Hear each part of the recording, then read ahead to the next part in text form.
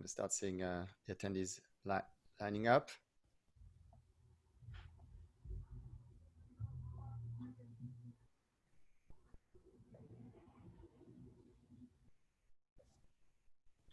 Jojo already raised his hand. So Jojo's ready. Ready. Some of the folks have been with us for hours. So, Wow. yeah. Thank you, everyone who's been with us all day. For real. Shout out to you guys. A lot of information to absorb. Make sure to download your checklist. Yeah, download your checklist. That's a good call. Great. Yeah. So, yeah, we're going to see people loading in. Yeah. Oof. Can't wait for the virtual happy hour. I think I deserve a beer now.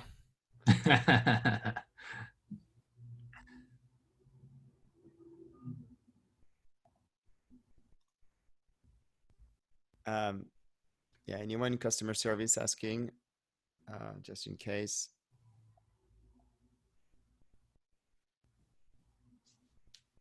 Great. See people dialing in. Wonderful. Great. How is everybody okay? Drop us a 1 or wonderful, a clap or a smiley, whatever you want for our man, Chris Kato on the track, who's here with us. Late addition to the Music Expo at home, but really, really glad. In pre-COVID, he was supposed to be in the Bay Area, and we were supposed to be in Miami. It happened that none of us carry on with our plans, and we're like, hey, we're probably at home. Why don't we connect? So here we are. Kato, thank you so much for joining us. Really a pleasure, and I can't wait to hear you talk about building a brand, during this time. Yeah, thank you guys so much. I'm glad this whole thing worked out despite all the craziness with COVID, but I'm excited to be here.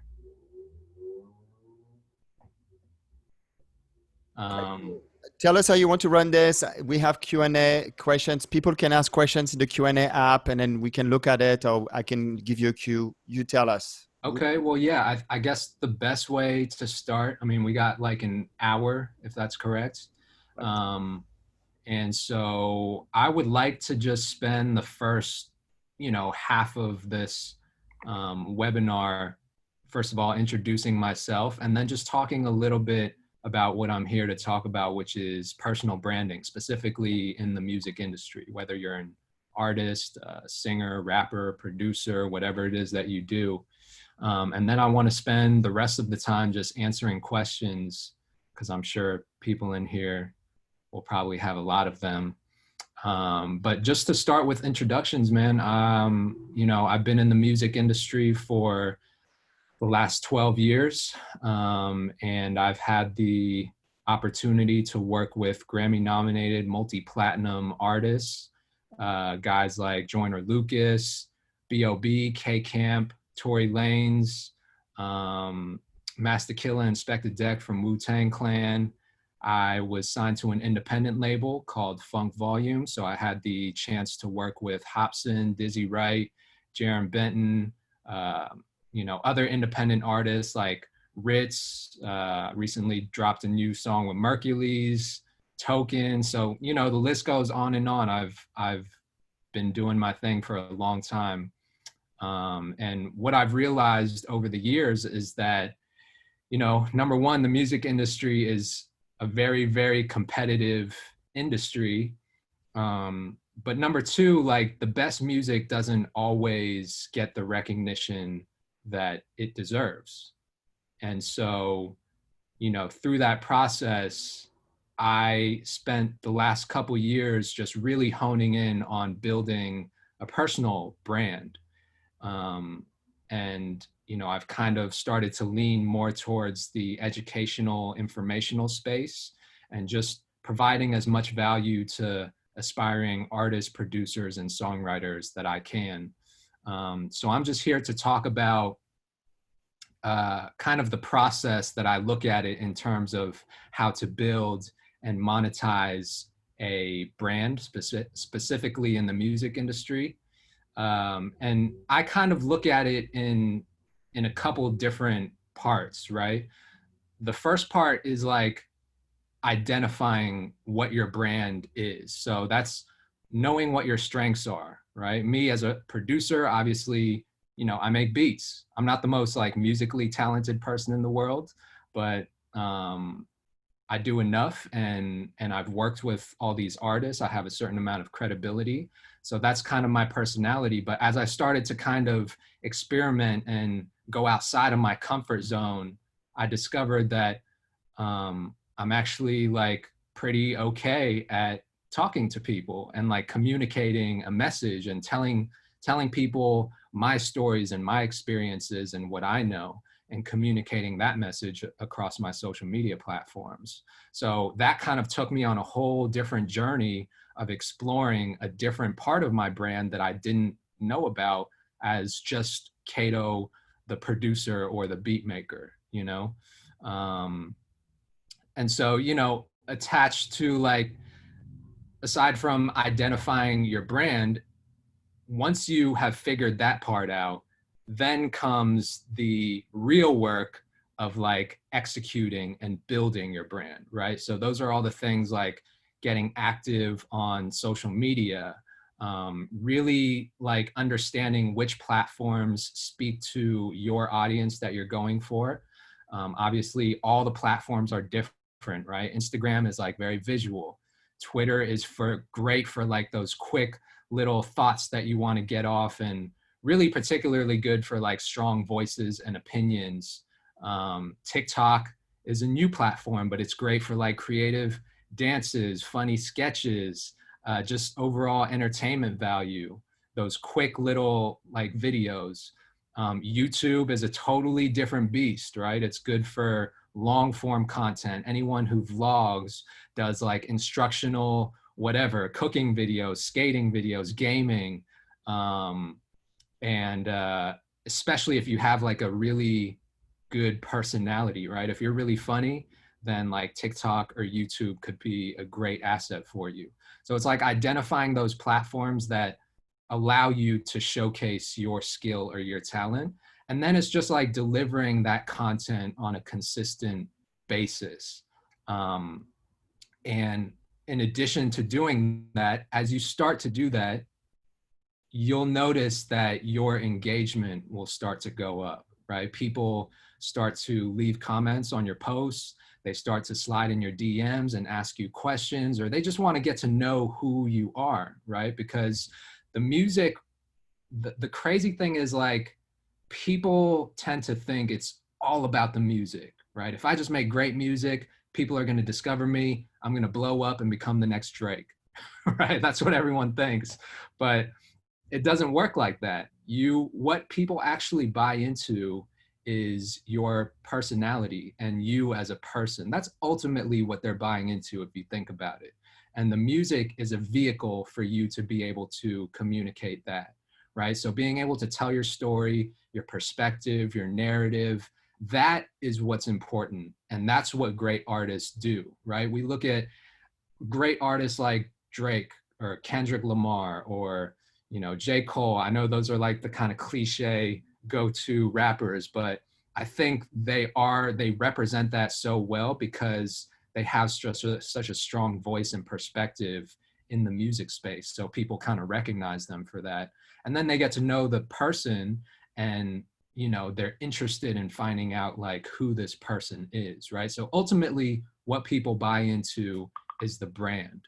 And so once you start engaging with your audience on these social media platforms, and that consists of like replying to comments, right? I see so many people on social media, they reach out to me, they're like, yo, Kato, how do I build my audience? And I'm like, all right, first of all, I go to their Instagram page, I go to their latest posts, and I see that they might have 5 comments on their latest posts, right?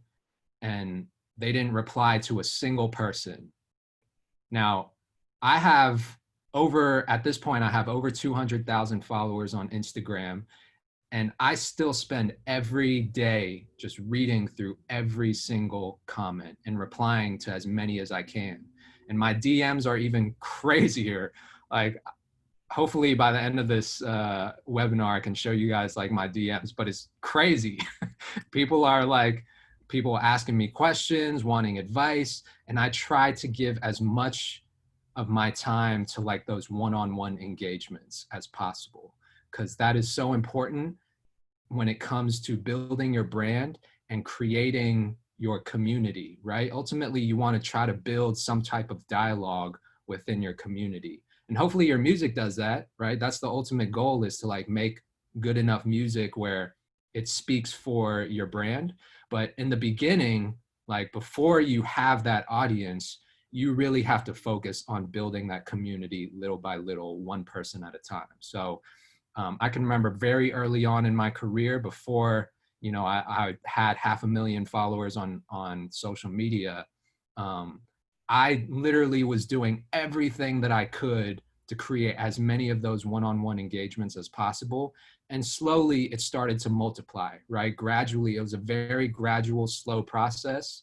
They told their homies like, yo, you should check out this dude Kato on Instagram or on Twitter. And that kind of process for the next couple years is how it built. So doing that, engaging with your community. And then I would say the last part is like monetizing it, right? That's the last step of this whole process. I think so many music creatives want to know how to get straight to the monetization part without having any sort of brand or without having fans or an audience. They're like, yo, I want to know how to make as much money as possible selling beats online, or I want to know how to make money putting my music out on Spotify. Everyone is so concerned with taking the shortcut to getting straight to the money, right?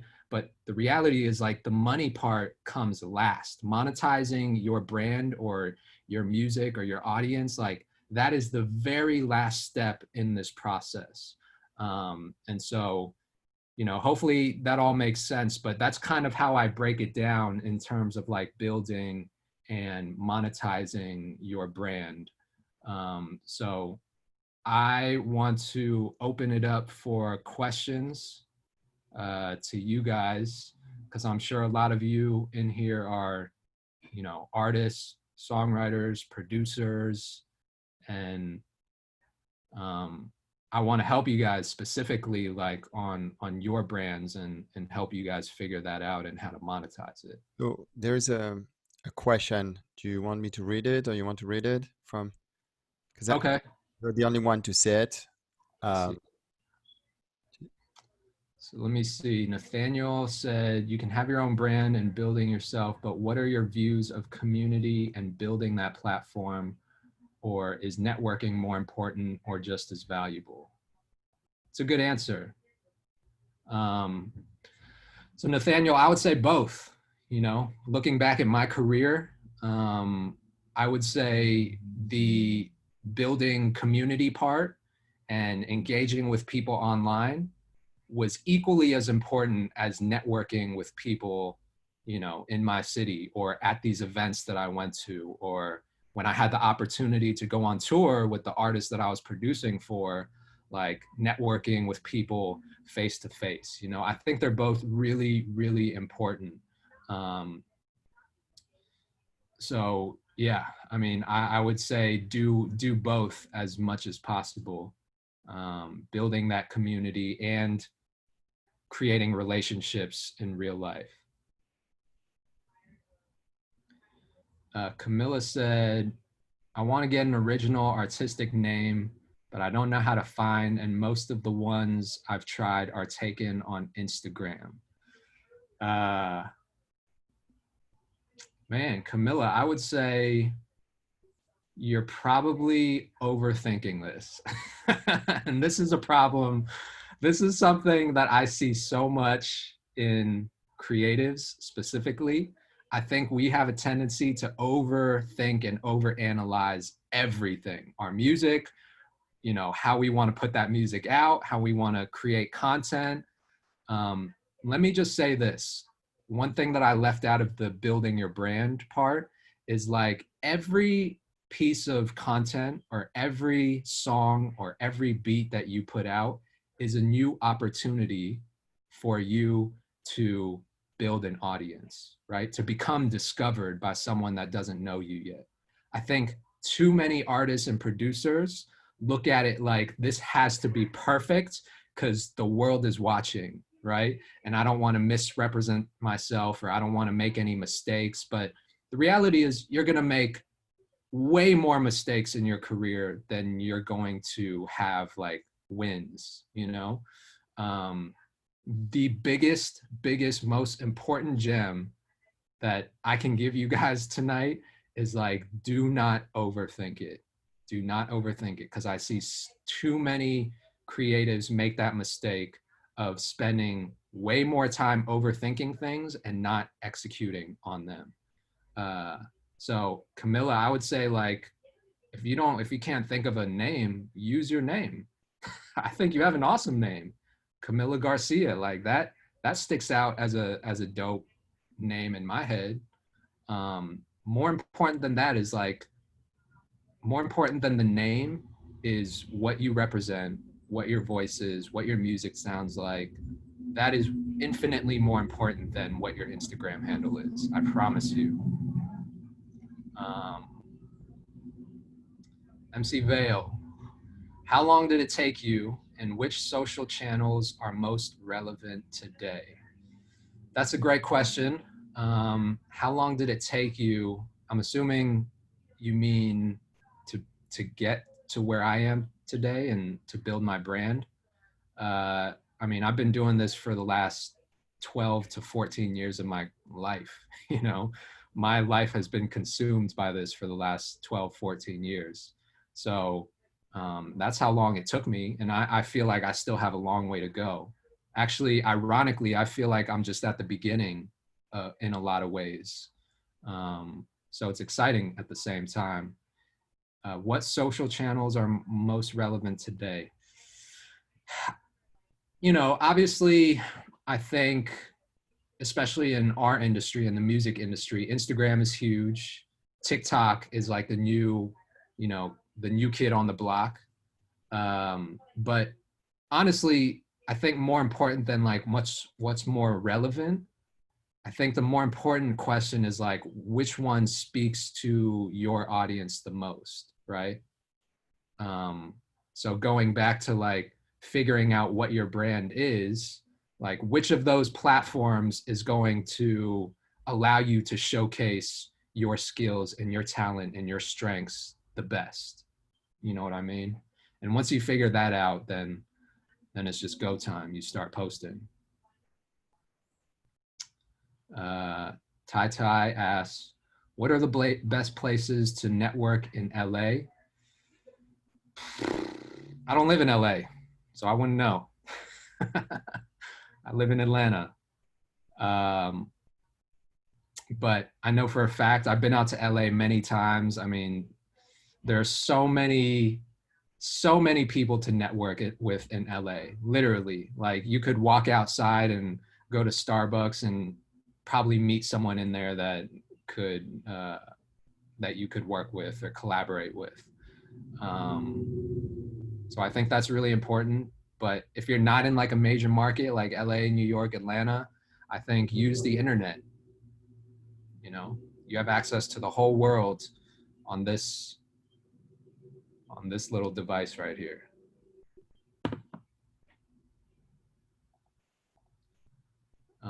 Let's see, advice for branding in regards to connecting with designers and photographers for album art and social posts. Good question. Best place to find them. Do you recommend trying to do it ourselves, or finding good people to work with from the start? I'm going to give you guys a really good resource, right? A resource that I use too. Some of you guys might know it already. It's called Fiverr. Fiverr.com. Fiverr. Fiverr, I'm gonna tell you right now, Fiverr is low key one of the dopest resources that you can use as a music creative. There are so many dope, talented graphic designers, videographers, people who can like help you edit your videos and stuff like that, people who can build websites. Like there are so many great other artists on Fiverr that that you can hire for whatever you need and get some amazing artwork done.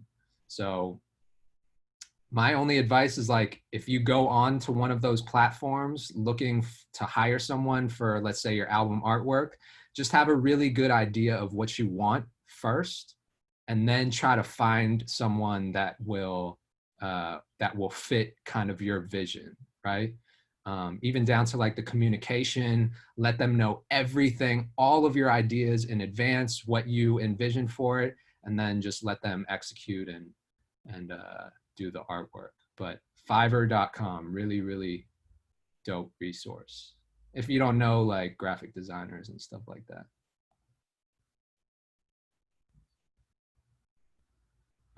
Fabulous Fab, I kind of answered this question already in regards to social platforms. Let's see. Kind of answered that next question about how much should I pay for an album cover.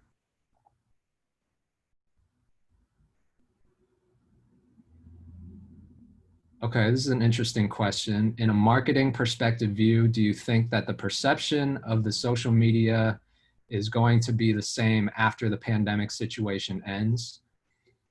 Yeah, I think if anything, it's only going to be bigger, right? Because everyone is on social media right now.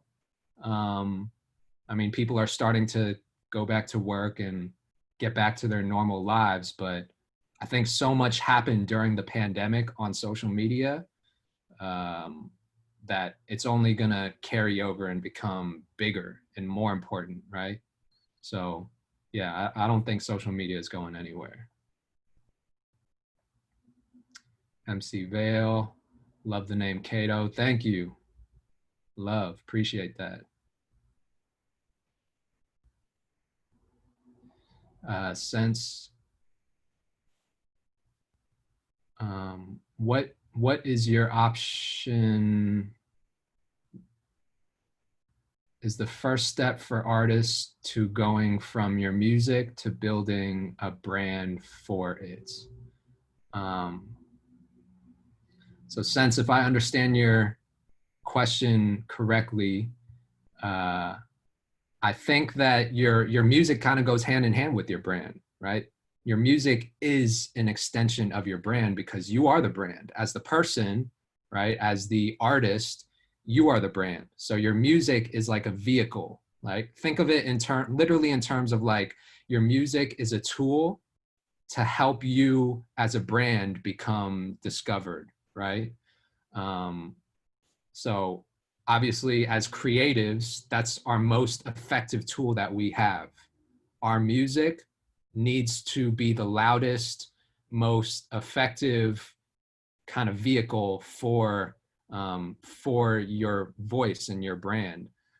So spend as much time as you can just honing in on your craft and perfecting it as much as possible without letting it hinder you, right? Going back to what I said about overthinking everything, because one big problem I see is like artists and producers want to perfect their music so much that they end up never putting it out. And that's what you want to try to avoid. You want to get it as good as it can possibly be in that moment, right? Your job is to capture a moment in time as a creative. Capture that moment as best that you can, put it out, and then keep doing that process over and over. It's literally that process just for the next like however many years of your career. Let me see.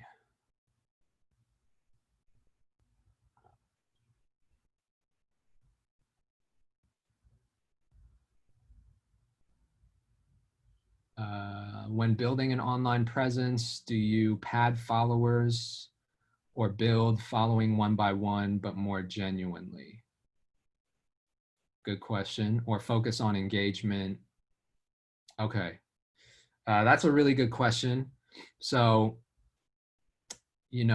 I think when it comes to the approach of like building your audience, like I mentioned before, I'm a big fan of the one-on-one engagements because I think that creates the most value for your audience, right? Because really, if you look at any of the big superstars on any of the social media platforms, they're not really in their DMs like responding to people, right? They're not creating those one-on-one connections with their fans. A couple of them are, like and I think when they do that, it creates so much more of an impact, right? Because some artists have like what I call passive fan bases, and then other artists have like the really hardcore fan bases. I don't know if you guys have noticed that. You probably even listen to some artists who you're like a really hardcore fan of, right? I think a good example is like Logic, right? Logic has a super hardcore fan base. And I think it's because he takes that time to be really intentional about engaging with his fans just on a one-to-one basis, right? He's not one of those like super Hollywood celebrity type artists that doesn't give back to their community or show love. Like he's always engaging with his audience, right? And so I think when you do that, you build a really hardcore fan base. But also there are like growth hacks, right? I'm gonna call them growth hacks and like very loose quotations because you still got to put in the work. But I think things like collaborating with other artists that are that align with your brand, right? Collaborating not just with other artists and other creatives, but collaborating with other brands, right? Say, for instance, you are a rapper that also skates, right? Or maybe even cooks, right? You're a rapper that cooks or skates. Um, you could do a really cool collaboration with like an online cooking show, like a YouTube cooking show that has the same kind of level of influence or followers that you have on these social media platforms. You guys can collaborate. It feels real. It feels not forced. And it's something that you're equally as passionate about, right? Cooking. So, if you look at someone like Action Bronson, he's been able to kind of transition into that world and make it a part of his brand outside of the music. We all know that Action Bronson's like big into cooking, right? So he has his own show on Vice where he travels and, does that whole thing. I think that's amazing. It just opens the door for more opportunities and more chances for people to get to know him and for him to build his brand.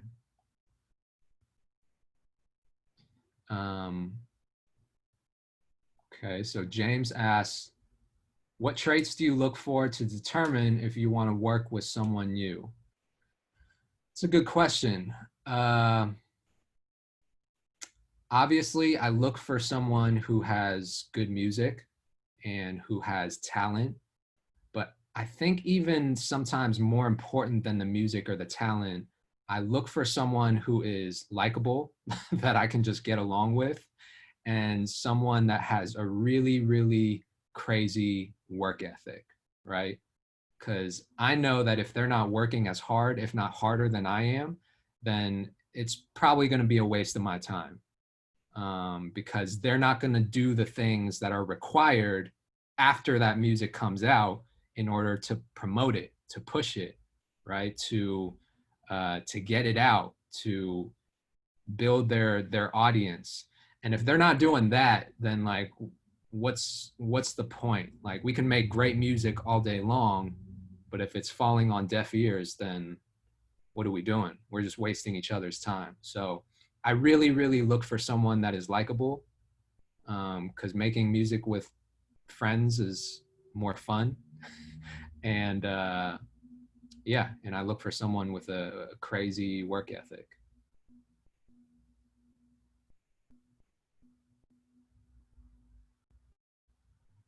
Let me try to find some other questions.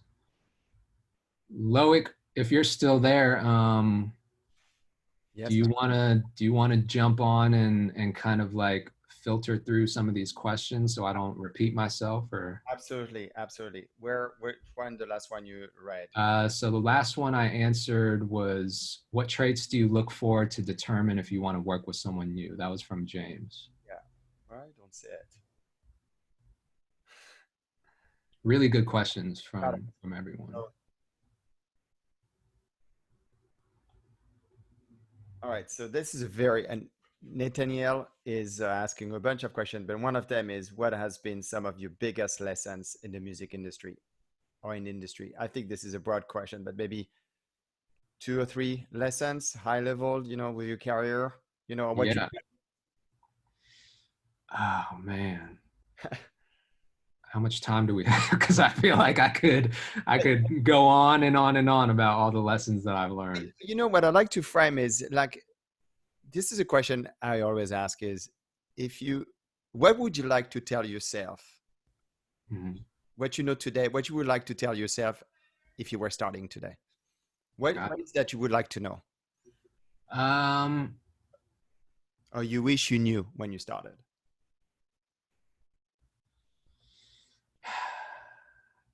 I think I would probably tell myself,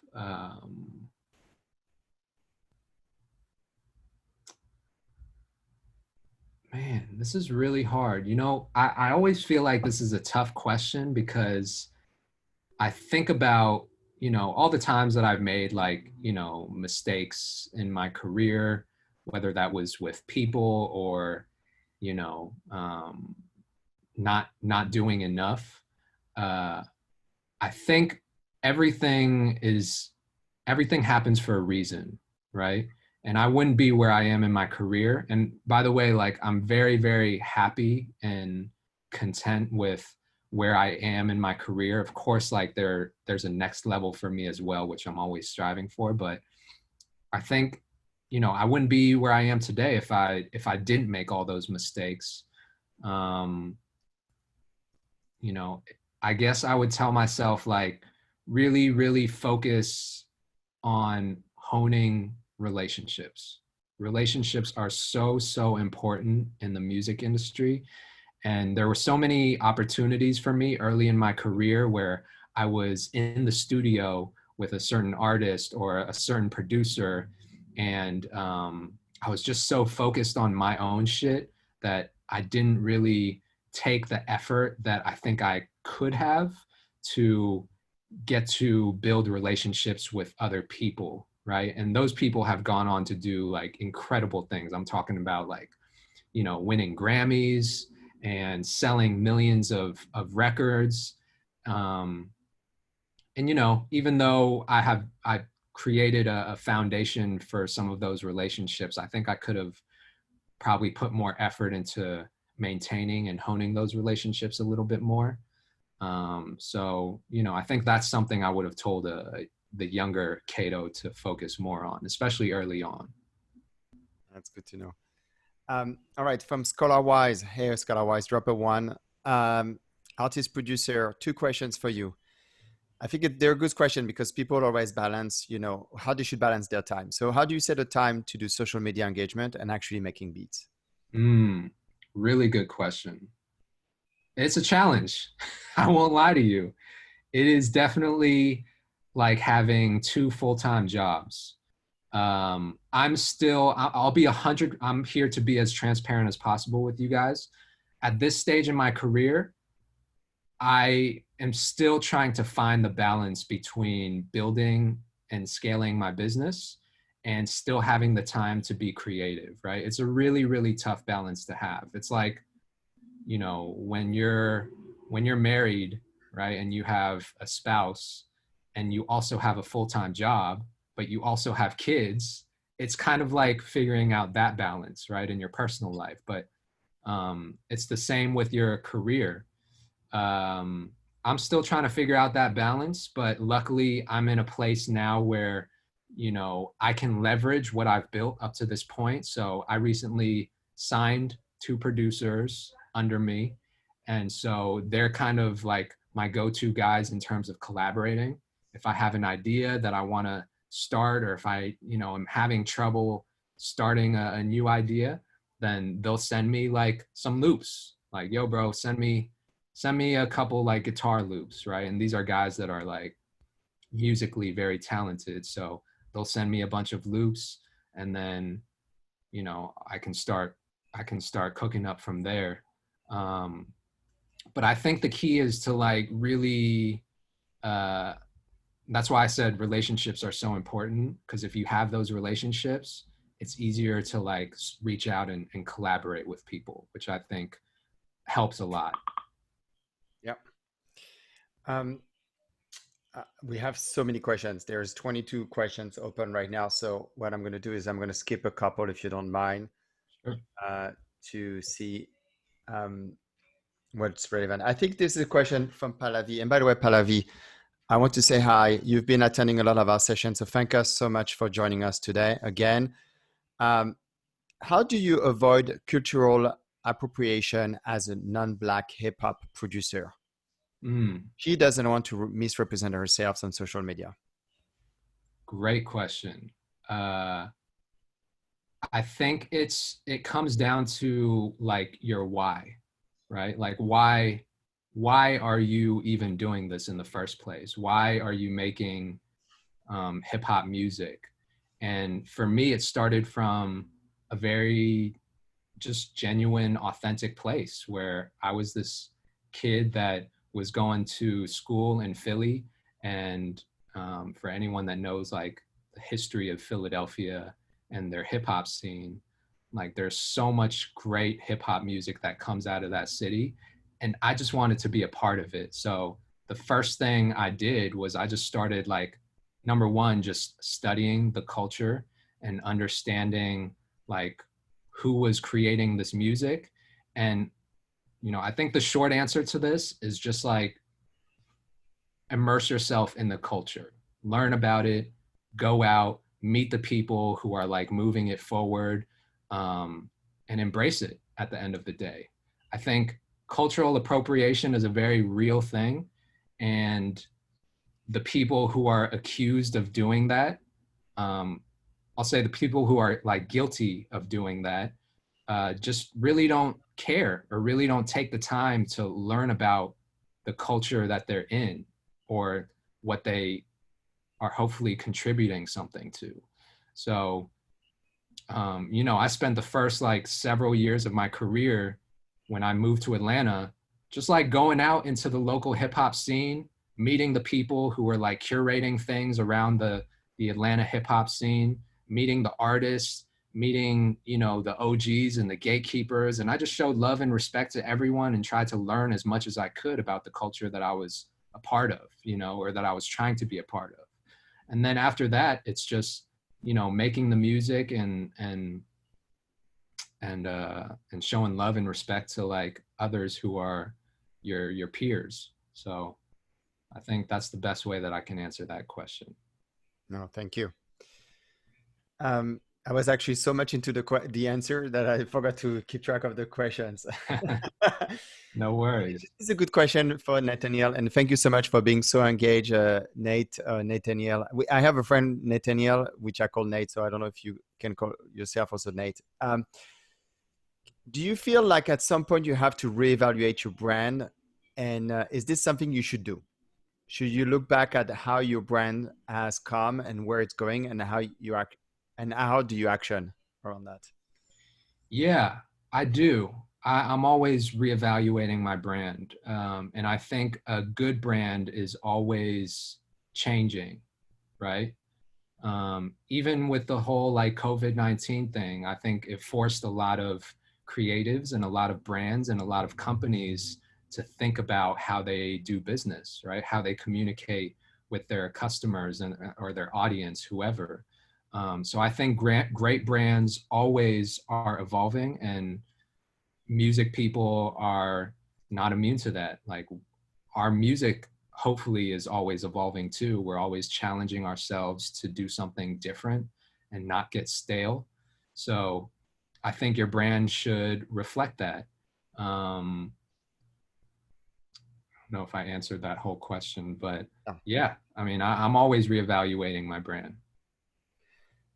Um, This is actually a question that I've seen many times, and which I want to ask you because it's from Koshal. And Koshal, if I mispronounce it, don't hold me, don't hold it against me. If I have a bunch of tracks ready to release, should I release them one by one as singles, or promote each one of them individually, or drop as a whole EP album? And how much time would you recommend between releases if it's a bunch of singles? I love this question. I love this question. I really think it depends. It depends on what stage you're at in your career. It depends on how many fans you have. It depends on the timing. Now, for the most part, right, in any new uh, music career, if you don't have a lot of fans, I personally think the best strategy to go is dropping singles. Um, I'm not opposed to new artists dropping albums because I think being able to put together a cohesive body of work is it tells a bigger story than just one song, right? And ultimately, that's what creating a brand does. It tells a story. However, when you put out an album with 15 songs and you have 150 followers on Instagram, most of that music is going to get slept on. Like, let's just be real. And not only that, but 95% of them are not going to get the proper push and the proper marketing that they deserve. You might be able to shoot a music video for maybe one or two of those songs, but the rest of them are going to get maybe 100 streams on Spotify, and that's it, right? And if you're okay with that, right, putting all that work into the recording and the writing process and the mixing, then by all means, like, do it. Because I think the upside of putting out albums is like it builds your catalog at the same time, right? And you want to have a big catalog of music. But I am all about dropping singles, creating visuals to those singles, and pushing it as much as you can and going through that process over and over and over. So yeah, that's what I would do. Thank you. And actually, tomorrow we have Gilio Lefeld doing a session, and he told me a few months ago that actually he works a lot for Sony, and Sony asked him to try to release something every 6 weeks, which is crazy. It's crazy. Yeah. This is a good question, actually, and I think it's tied to this as well in a way. How do you feel about playlist pluggers? What would you look for if hiring one? You know, I'm a little bit skeptical with you. I'll be honest. Like, I'm a little bit skeptical of people, a lot of these like promotional playlist companies.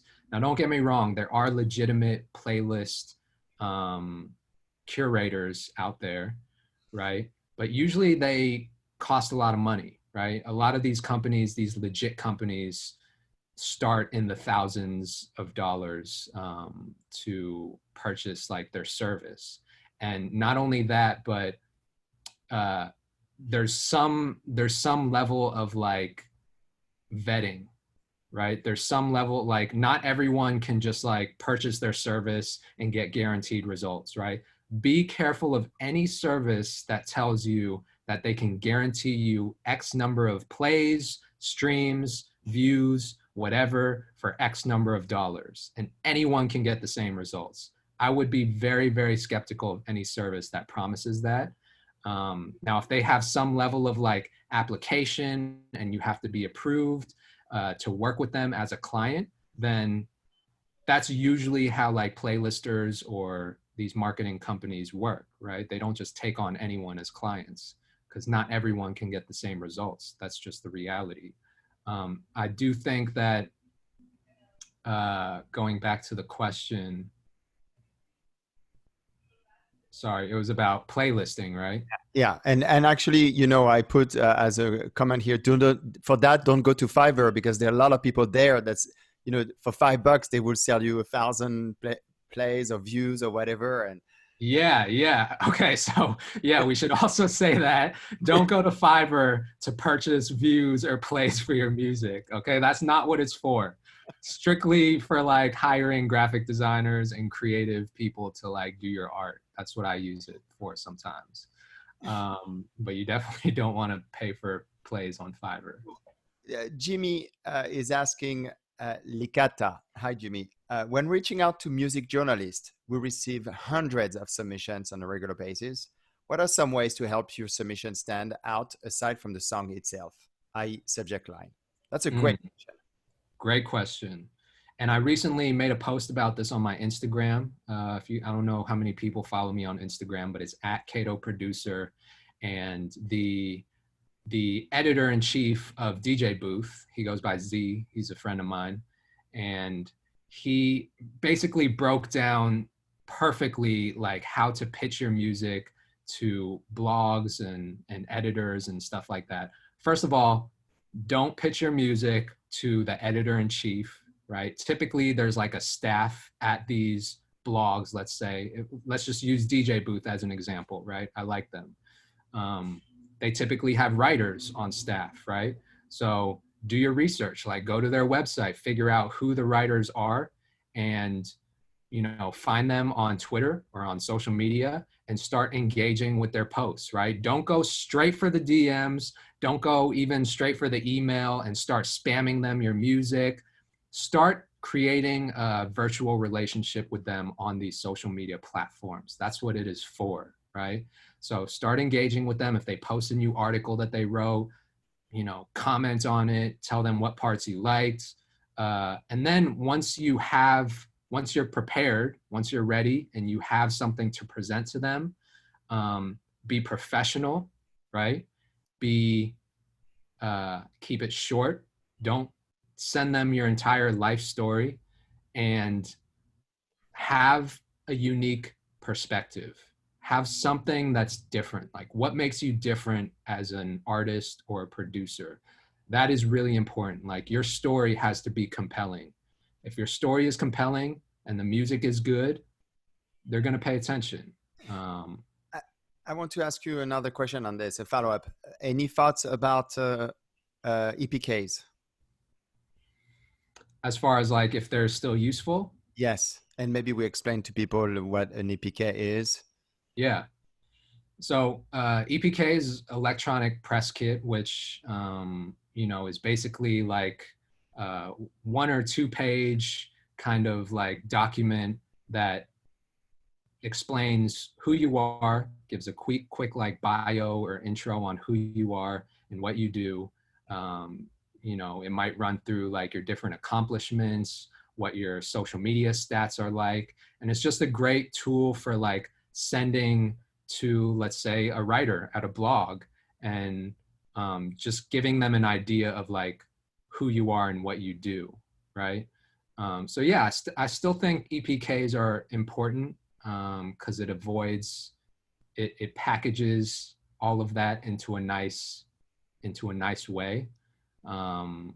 So yeah, I have an EPK and I send it out to people when they ask for it. Cool. Next, thank you. Okay, 2 questions I think I can combine. So basically it's like advice for starting on DistroKid.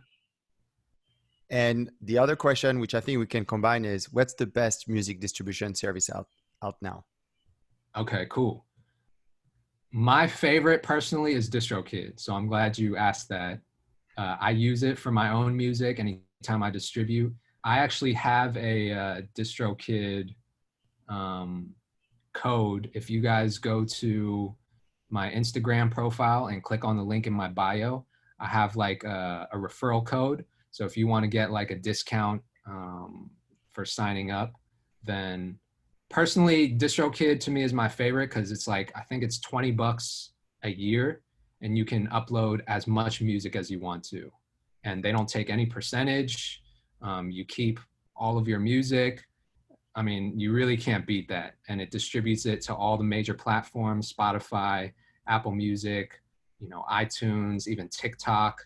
So they have a lot of other really good tools and features. Probably my favorite feature is like, let's say you collaborate on a record with other creatives.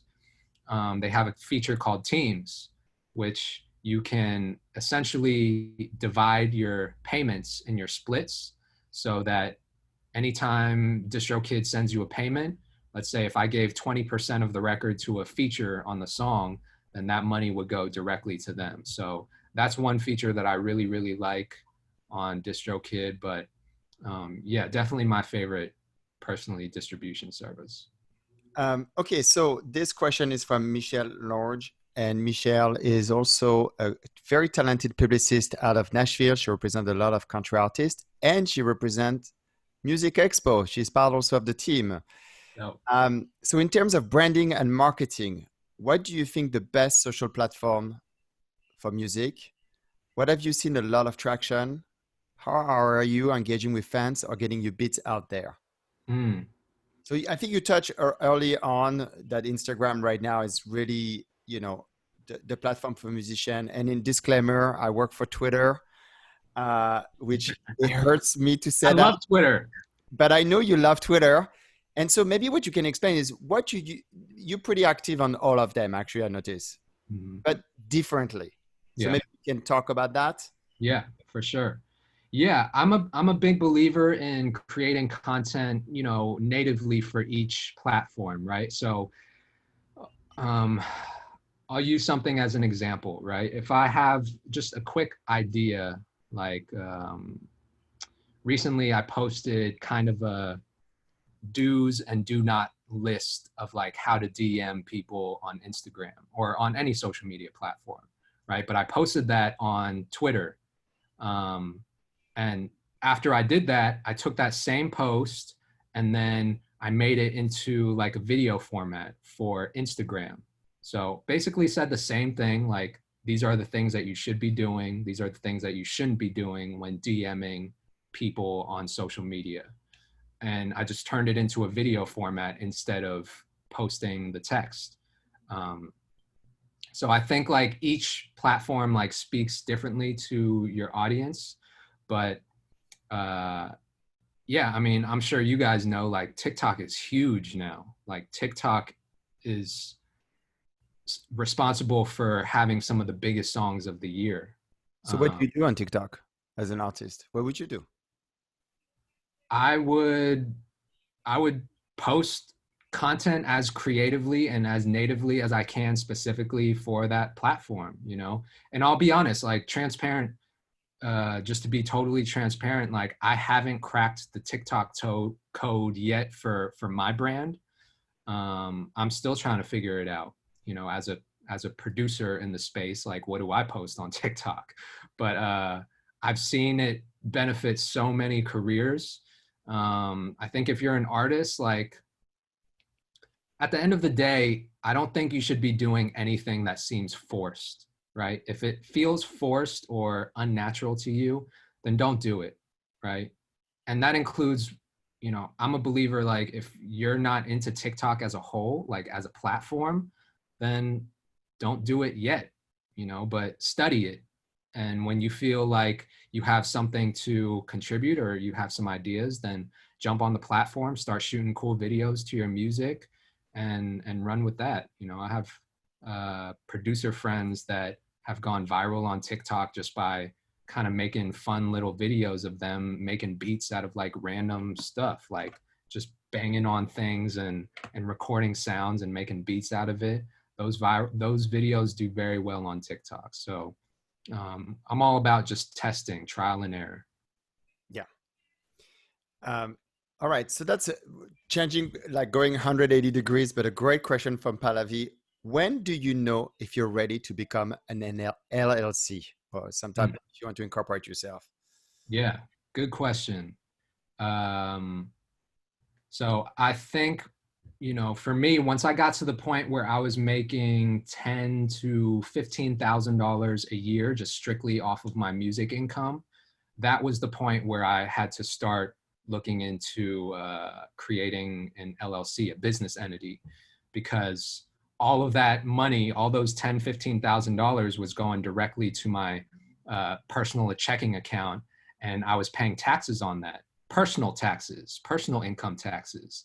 And if any of you guys know, you pay a much higher rate on personal income than you do if you have a business, right? If you have a business, if you have an LLC set up, if you have a business checking account set up, if you have a tax ID number, these are all things that will help you when it comes to filing taxes. So instead of paying like 50% tax rate, you might pay 30% taxes on your business revenue. So I'd say around that point when you're making 10, 12, $15,000 a year, hire a good CPA or an accountant, and they'll advise you on what to do and how to file your taxes and so on. CPA, actually, we have mine is amazing. I just switched to her. She spoke to Music Expo San Francisco last year, and she had a bunch of advice. But yeah, it's super important, especially to figure out what you can deduct as an artist. As an example, DistroKid's fees, you can deduct that. Yes. As Yep. All right, 2 more questions, and then we're gonna wrap up. Nathaniel, when your sound is new and fresh and not currently out there, how do you push that sound, especially when there's no real platform for that? So I don't understand the question, but maybe you do. I've heard similar questions before, where artists, They change yeah, their style. Yeah, there's style changes. Even the platforms that we have available to us change, and I'm sure they'll continue to change and evolve. But I look at it like this: every platform that's out there right now, whether it's Spotify, whether it's Instagram, whether it's TikTok or Twitter, all of these platforms can be used to your advantage. These are tools, right? These platforms they're not biased based on like what your music sounds like, right? Spotify doesn't care what your music sounds like. If it's good, then you're going to get love on their platform. Same thing with TikTok, right? If your music is good and it appeals to a certain demographic, then people on that platform are going to share it. So I think, kind of limiting yourself thinking that there are only specific platforms for your sound might be holding you back. So I would use all of them as a tool. And just going back to the branding stuff, like it's more about your brand and how you represent that, and creative ways that you can present that to people. So there is, and we're going to close on this because I think this is a good clarification. Basically, what the question meant is when you don't fit in a category, on a genre, basically, you kind of introduce something new and we've known that like trap is kind of new or came up, so I think that's the idea, is when it's kind of a new genre or across the board. And I always think about Tyler, the Creator, as an example. He's categorized as hip hop, but this thing, I mean, he said it, is like, my thing is not just hip hop, so maybe that's to anchor the question. I love, I just posted something on Twitter today saying like, we need a new hip hop superstar that is different. I think people are constantly searching for something that is new. Now, I think in addition to being new, obviously the music has to be good too, right? Using Tyler, Creator as an example, like he just won a Grammy on arguably his most like creative out of the box album that he's ever done, right? It's not even, I wouldn't even categorize it as hip hop, but I consider Tyler, the Creator, still to be hip hop, So I think if you're creating something new and it's good, people are gonna find you. It's just a matter of time. So I would encourage him to just keep doing it. Great. Kato, we're gonna wrap up on this. Thank you so much, everyone. Please type clap or the clap emoji or one or whatever for Kato today, for answering your questions and spending time with us. We're gonna close this session. Dial back in Zoom for the happy hour. Go grab a drink. It's a good place to network. I'm gonna probably ask people to turn on the camera if they want. At least we can wave to each other. You don't have to. Yeah, I mean, thank you so much for joining us today. And again, to the value of networking, it can be as simple as just an email intro. This is how actually Kato and I met. We have a mutual friend who put us in touch. We jump on the call. and here we are. So and we're doing stuff together. So music is one value that works that's so important in music is relationship. And I think you mentioned it earlier. So this is what Music Expo is about, is to create and nurture relationships. And when I see some people who came to events 2 or 3 years ago, it's just wonderful. So Kato, thank you so much. I hope you can hang with us during the happy hour. Otherwise, we'll follow you on Instagram, on Twitter. I love the way the content you post on IG. So thanks for being with us today. Thank you guys so much. I appreciate it. Thank you.